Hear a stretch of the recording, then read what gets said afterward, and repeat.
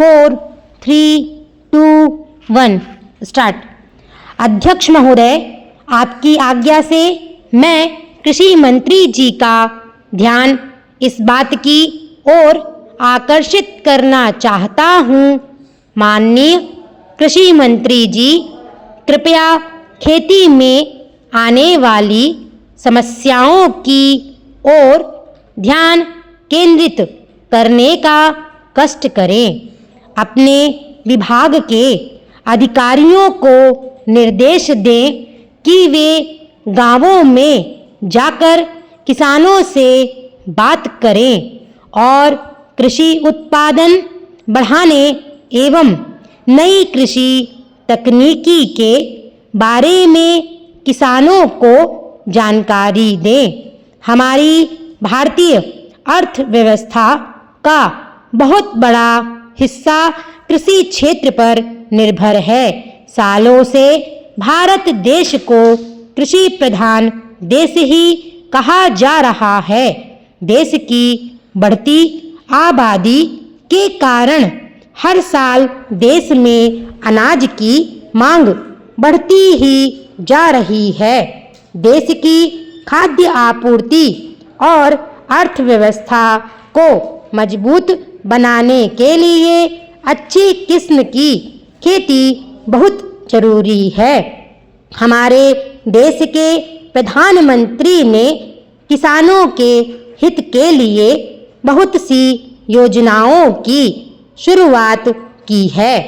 अच्छी खेती के लिए पानी की बहुत ज़रूरत होती है, लेकिन आजकल मानसून का कोई भरोसा नहीं रह गया है। कई बार अनेक क्षेत्र सूखे के चपेट में आ जाते हैं, जिसकी वजह से किसानों की पूरी फसल खराब हो जाती है। माननीय सभापति महोदय, मैं रेल मंत्री जी को इस बात के लिए बहुत ही धन्यवाद के साथ साथ बधाई भी देना चाहता हूँ कि उन्होंने इस सदन में जो रेलवे का बजट पेश किया है, वह देश की आम जनता को राहत पहुँचाने वाला बजट है।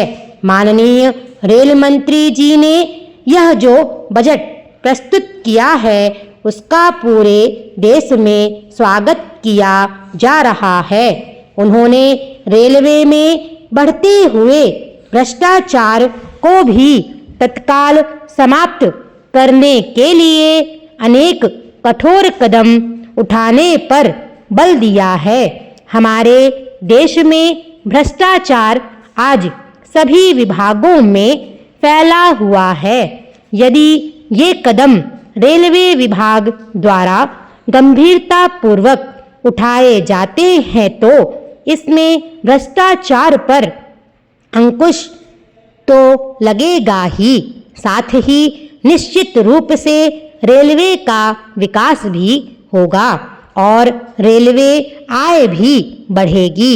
रेल मंत्री जी ने इस बजट में इस तरह की व्यवस्था की है कि आम जनता पर इसका बोझ कम से कम पड़े। अध्यक्ष महोदय, मैं आपका बहुत ही आभारी हूँ कि आपने मुझे इस विषय पर सदन में बोलने का अवसर दिया है।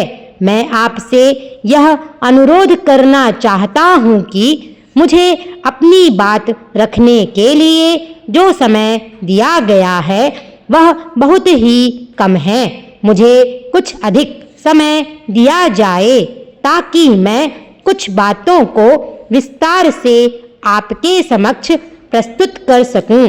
कुछ समय पहले जब माननीय रेल मंत्री जी को रेलवे मंत्रालय का कार्यभार सौंपा गया था, तो उस समय स्थिति बहुत अच्छी नहीं थी। पिछली सरकार में मंत्रालय की व्यवस्था को काफ़ी खराब कर दिया था। इस सब के बावजूद भी रेल मंत्री जी ने मंत्रालय की व्यवस्था में बहुत सुधार कर दिया है। इसके लिए वे बधाई के पात्र हैं। मैं बड़े गर्व के साथ कहना चाहता हूँ कि मंत्री जी ने कुछ ही समय में सभी समस्याओं का सामना बड़ी दृढ़ता के साथ किया है। देश के कई भागों में रेल सुविधा में विस्तार के लिए बहुत काम हुआ है। स्टॉप।